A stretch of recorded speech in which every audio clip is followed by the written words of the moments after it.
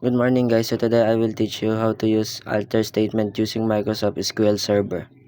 First is alter table and the name of the table, for example Gryffindor. And alter table has two part, add and drop. First is add.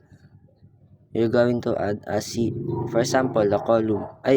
You're going to add a column, for example city, and the embark are 50.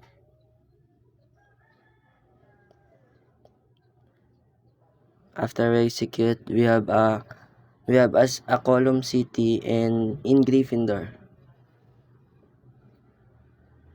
Next is drop.